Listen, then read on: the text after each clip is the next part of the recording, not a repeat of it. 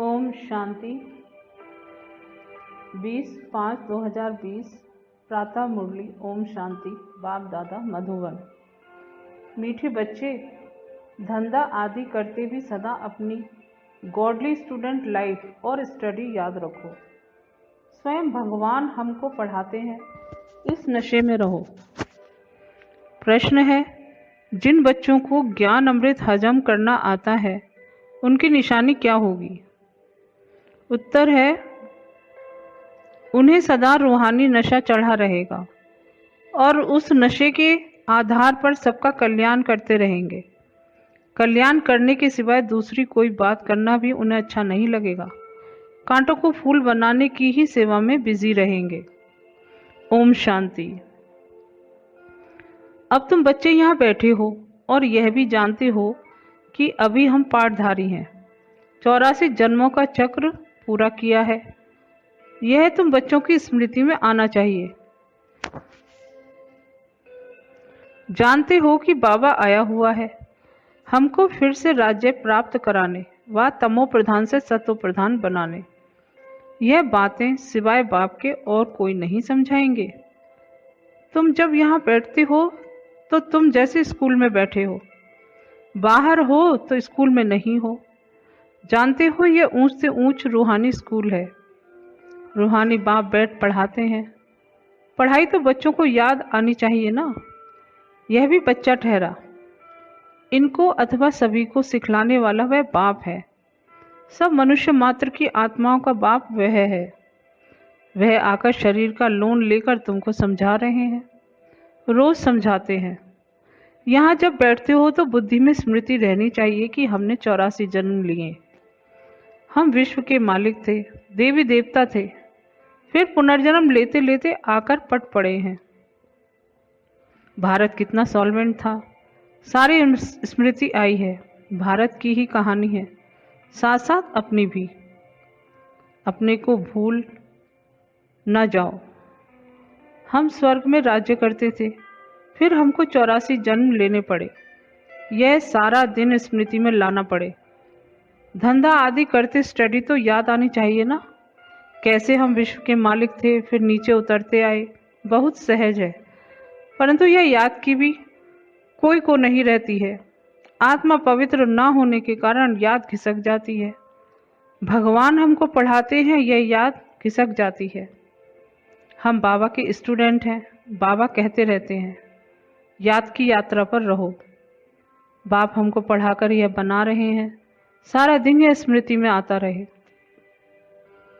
बाप ही स्मृति दिलाते हैं। यही भारत था ना। हम 100 देवी देवता थे, 100 अब असुर बने हैं। पहले तुम्हारी भी बुद्धि आसुरी थी, अब बाप ने ईश्वरीय बुद्धि दी है, परंतु फिर भी कोई कोई की बुद्धि में बैठता नहीं है, भूल जाते हैं। बाप कितना नशा चढ़ाते हैं। तुम फिर से देवता बनते हो तो वह नशा रहना चाहिए ना। हम अपना राज्य ले रहे हैं, हम अपना राज्य करेंगे। कोई को तो बिल्कुल नशा नहीं चढ़ता है। ज्ञान अमृत हजम ही नहीं होता। जिन्हें नशा चढ़ा हुआ होगा उन्हें किसका कल्याण करने के सिवाय दूसरी कोई बात करना भी अच्छा नहीं लगेगा। फूल बनाने की सर्विस में ही लगे रहेंगे। हम पहले फूल थे, फिर माया ने कांटा बना दिया, अब फिर फूल बनते हैं। ऐसी ऐसी बातें अपने से करनी चाहिए। इस नशे में रहे तुम किसको भी समझाएंगे तो झट कोई को तीर लगेगा। भारत गार्डन ऑफ अल्लाह था, अब पतित बन गया है। हम ही सारे विश्व के मालिक थे। कितनी बड़ी बात है। अभी फिर क्या बन गए हैं, कितना गिर गए। हमारे गिरने और चढ़ने का यह नाटक है। यह कहानी बाप बैठ समझाते हैं। वह है झूठी, यह है सच्ची। वह सत्यनारायण की कथा सुनाते हैं। समझते थोड़ी ही है कि हम कैसे चढ़े फिर कैसे गिरे हैं। यह बाप ने सच्ची सत्यनारायण की कथा सुनाई है। राजाई कैसे गंवाई, यह सारी है अपने ऊपर। आत्मा को अभी मालूम पड़ा है कि हम कैसे अब बाप से राजाई ले रहे हैं। बाप यहाँ पूछते हैं तो कहते हैं, हाँ नशा है, फिर बाहर जाने से कुछ भी नशा नहीं रहता। बच्चे खुद समझते हैं, भले हाथ तो उठवाते हैं, परंतु चलन ऐसी है जो नशा रह न सके। फीलिंग तो आती है ना। बाप बच्चों को स्मृति दिलाते हैं, बच्चे, तुमको मैंने राजाई दी थी, फिर तुमने गंवा दी। तुम नीचे उतरते आए हो, क्योंकि यह नाटक है चढ़ने और उतरने का। आज राजा है, कल उसको उतार देते हैं। अखबार में बहुत ऐसी ऐसी बातें पढ़ती हैं, जिसका रिस्पॉन्ड दिया जाए तो कुछ समझे। यह नाटक है, यह याद रहे तो भी सदैव खुशी में रहे। बुद्धि में है ना, आज से 5000 वर्ष पहले शिव बाबा आया था, आकर राजयोग सिखाया था, लड़ाई लगी थी। अभी यह सब राइट बातें बाप सुनाते हैं। यह है पुरुषोत्तम युग। कलयुग के बाद यह पुरुषोत्तम युग आता है। कलयुग को पुरुषोत्तम युग नहीं कहेंगे, सतयुग को भी नहीं कहेंगे। आसुरी संप्रदाय और देवी संप्रदाय कहते हैं, उनके बीच का है यह संगम युग, जबकि पुरानी दुनिया से नई दुनिया बनती है। नई से पुरानी होने में सारा चक्र लग जाता है। अभी है संगम युग। सतयुग में देवी देवताओं का राज्य था, अब वह है नहीं, बाकी अनेक धर्म आ गए हैं। यह तुम्हारी बुद्धि में रहता है। बहुत हैं जो 6-8 मास 12 मास पढ़कर फिर गिर पड़ते हैं, फेल हो पड़ते हैं, भल पवित्र बनते हैं, परंतु पढ़ाई नहीं करते तो फंस पड़ते हैं। सिर्फ पवित्रता भी काम नहीं आती। ऐसे बहुत सन्यासी भी हैं, वह सन्यास छोड़ जाए घर गृहस्थी बन जाते हैं, शादी आदि कर लेते हैं। तो अब बाप बच्चों को समझाते हैं, तुम स्कूल में बैठे हो, यह स्मृति में है हमने अपनी राजाई कैसे गंवाई, कितने जन्म लिए।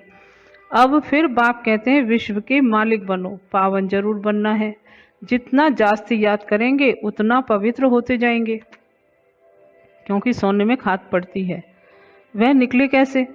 तुम बच्चों की बुद्धि में है, हम आत्मा सतो प्रधान थी, 24 कैरेट थी, फिर गिरते गिरते ऐसी हालत हो गई है। हम क्या बन गए? बाप तो ऐसे नहीं कहते कि हम क्या थे, तुम मनुष्य ही कहते हो हम देवता थे। भारत की महिमा तो है ना। भारत में कौन आते हैं, क्या ज्ञान देते हैं, यह कोई नहीं जानते। यह तो पता होना चाहिए ना कि लिबरेटर कब आते हैं। भारत प्राचीन गाया जाता है, तो जरूर भारत में ही री इनकारनेशन होता होगा, अथवा जयंती भी भारत में ही मनाते हैं। जरूर फादर यहाँ आता है, कहते भी हैं भागीरथ, तो मनुष्य शरीर में आया होगा ना। फिर घोड़े गाड़ी भी दिखाई है, कितना फर्क है। कृष्ण और रथ दिखाया है, मेरा किसको पता नहीं है। अभी तुम समझते हो, बाबा इस रथ पर आते हैं, इनको ही भाग्यशाली रथ कहा जाता है। ब्रह्मा से विष्णु चित्र में कितना क्लियर है। त्रिमूर्ति के ऊपर शिव, यह शिव का परिचय किसने दिया? बाबा ने ही बनवाया ना। अभी तुम समझते हो, बाबा इस ब्रह्मा रथ में आए हैं। ब्रह्मा सो विष्णु, विष्णु सो ब्रह्मा, यह भी बच्चों को समझाया है। कहाँ 84 जन्म के बाद विष्णु सो ब्रह्मा बनते, कहाँ ब्रह्मा सो विष्णु 1 सेकंड में। वंडरफुल बातें हैं ना बुद्धि में धारण करने की। पहले पहले समझाना होता है बाप का परिचय। भारत स्वर्ग था जरूर, हेवनली गॉड फादर ने स्वर्ग बनाया होगा। यह चित्र तो बड़ा फर्स्ट क्लास है, समझाने का शौक रहता है ना, बाप को भी शौक है। तुम सेंटर्स पर भी ऐसे समझाते रहते हो, यहाँ तो डायरेक्ट बाप है। बाप आत्माओं को बैठ समझाते हैं। आत्माओं के समझाने और बाप के समझाने में फर्क तो जरूर रहता है, इसलिए यहाँ सम्मुख आते हैं सुनने लिए। बाप ही घड़ी घड़ी बच्चे बच्चे कहते हैं, भाई भाई का इतना असर नहीं रहता जितना बाप का रहता है। यहाँ तुम बाप के सम्मुख बैठे हो। आत्माएं और परमात्मा मिलते हैं तो इनको मेला कहा जाता है। बाप सम्मुख बैठ समझाते हैं तो बहुत नशा चढ़ता है। समझते हैं बेहद का बाप कहते हैं, हम उनका नहीं मानेंगे। बाप कहते हैं हमने तुमको स्वर्ग में भेजा था, फिर तुम 84 जन्म लेते लेते पतित बने हो, फिर तुम पतित नहीं पावन नहीं बनेंगे। आत्माओं को कहते हैं, कोई समझते हैं बाबा सच कहते हैं, कोई तो झट कहते हैं बाबा हम पवित्र क्यों नहीं बनेंगे।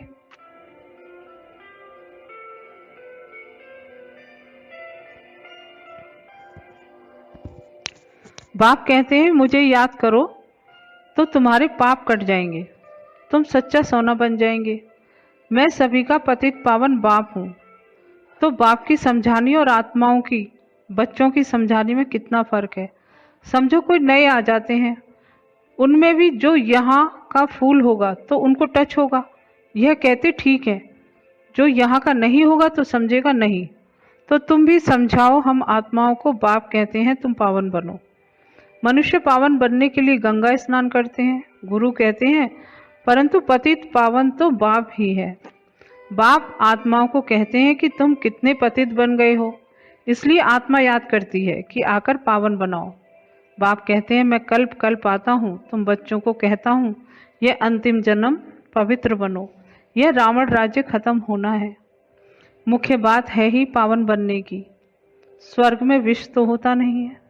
जब कोई आते हैं तो उनको यह समझाओ कि बाप कहते हैं अपने को आत्मा समझ मुझ बाप को याद करो तो पावन बन जाएंगे, खाद निकल जाएगी। मन मना भव अक्षर याद है ना। बाप निराकार है, हम आत्मा भी निराकार है। जैसे हम शरीर द्वारा सुनते हैं, बाप भी इस शरीर में आकर समझाते हैं। नहीं तो कैसे कहें कि माँ में कम याद करो। देह के सभी संबंध छोड़ो, जरूर यहाँ आते हैं, ब्रह्मा में प्रवेश करते हैं, प्रजापिता अब प्रैक्टिकल में है। इन द्वारा हमको बाप ऐसे कहते हैं, हम बेहद के बाप की ही मानते हैं। वह कहते पावन बनो, पतितपना छोड़ो, पुरानी देह के अभिमान को छोड़ो, मुझे याद करो तो अंतमति सो गति हो जाएगी, तुम लक्ष्मी नारायण बन जाएंगे। बाप से बेमुख करने वाला मुख्य अवगुण है एक दूसरे का परचिंतन करना, इविल बातें सुनना और सुनाना। बाप का डायरेक्शन है तुम्हें इविल बातें सुननी नहीं है, इनकी बात उनको, उनकी बात इनको सुनाना, यह धूतीपना तुम बच्चों में नहीं होना चाहिए। इस समय दुनिया में सभी विपरीत बुद्धि है ना, सिवाय राम के दूसरी कोई बात सुनाना उसको धूतीपना कहा जाता है। अब बाप कहते हैं यह धूतीपना छोड़ो। तुम सभी आत्माओं को बताओ कि हे सीताएं, तुम एक राम से योग लगाओ, तुम हो मैसेंजर, यह मैसेज दो कि बाप ने कहा है मुझे याद करो बस। इस बात के सिवाय बाकी सब है धूतीपना। बाप सब बच्चों को कहते हैं धूतीपना छोड़ो, सभी सीताओं का एक राम से योग जुड़वाओ, तुम्हारा धंधा ही है, बस यह पैगाम देते रहो। बाप आया हुआ है, कहते हैं तुमको गोल्डन एज में जाना है, अब इस आयरन एज को छोड़ना है, तुमको वनवास मिला हुआ है, जंगल में बैठे हो ना। वन जंगल को कहा जाता है। कन्या की जब शादी होती है तो वन में बैठती है, फिर महल में जाती है। तुम भी जंगल में बैठे हो, अब ससुर घर जाना है, इस पुरानी देह को छोड़ना है। एक बाप को याद करो, जिनकी विनाश काले प्रीत बुद्धि है वह तो महल में जाएंगे, बाकी विपरीत का है वनवास, जंगल में वास है। बाप तुम बच्चों को भिन्न भिन्न रीति से समझाते हैं। जिस बाप से इतनी बेहद की बादशाही ली है उनको भूल गए हो तो वनवास में चले गए हो। वनवास और गार्डन वास, बाप का नाम ही है बागवान, परंतु जब कोई की बुद्धि में आए। भारत में ही हमारा राज्य था, अभी नहीं है, अभी तो वनवास है, फिर गार्डन में चलते हैं। तुम यहाँ बैठे हो तो बुद्धि में है, हम बेहद के बाप से अपना राज्य ले रहे हैं। बाप कहते हैं मेरे साथ प्रीत बुद्धि रखो, तो फिर भी भूल जाते हैं। बाप उल्हाना देते हैं, तुम मुझ बाप को कहाँ तक भूलते रहेंगे, फिर गोल्डन एज में कैसे जाएंगे। अपने से पूछो हम कितना समय बाबा को याद करते हैं। हम जैसे कि याद की अग्नि में पड़े हैं, जिससे विकर्म विनाश होते हैं। एक बाप से प्रीत बुद्धि होना है, सबसे फर्स्ट क्लास माशूक है, जो तुमको भी फर्स्ट क्लास बनाते हैं। कहाँ थर्ड क्लास में बकरियों मिसल ट्रेवल करना, कहाँ एयर कंडीशन में, कितना फर्क है। यह सब विचार सागर मंथन करना है तो तुमको मजा आएगा।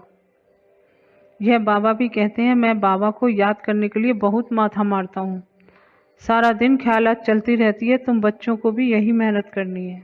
अच्छा, मीठी मीठी सिकिला दे बच्चों प्रति माता पिता बाप दादा का याद प्यार और गुड मॉर्निंग। रूहानी बाप की रूहानी बच्चों को नमस्ते। हम रूहानी बच्चों की रूहानी बाप दादा को याद प्यार, गुड मॉर्निंग और नमस्ते। धारणा के लिए मुख्य सार। नंबर 1, किसी को भी एक राम बाप की बातों के सिवाय दूसरी कोई भी बातें नहीं सुनानी है। एक की बात दूसरे को सुनाना, परचिंतन करना, यह धूतीपना है, इसे छोड़ देना है। नंबर 2, एक बाघ के साथ प्रीत रखनी है, पुरानी देह का अभिमान छोड़ एक बाघ की याद से स्वयं को पावन बनाना है।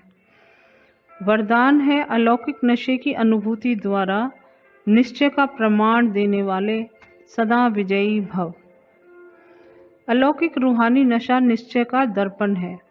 निश्चय का प्रमाण है नशा और नशे का प्रमाण है खुशी। जो सदा खुशी और नशे में रहते हैं उनके सामने माया की कोई भी चाल चल नहीं सकती। बेवफा बादशाह की बादशाही के अंदर माया आ नहीं सकती। अलौकिक नशा सहज ही पुराने संस्कार व पुराने संसार भुला देता है। इसलिए सदा आत्मिक स्वरूप के नशे में, अलौकिक जीवन के नशे में, फरिश्तेपन के नशे में या भविष्य के नशे में रहो तो विजयी बन जाएंगे। स्लोगन है, मधुरता का गुण ही ब्राह्मण जीवन की महानता है, इसलिए मधुर बनो और मधुर बनाओ। ओम शांति।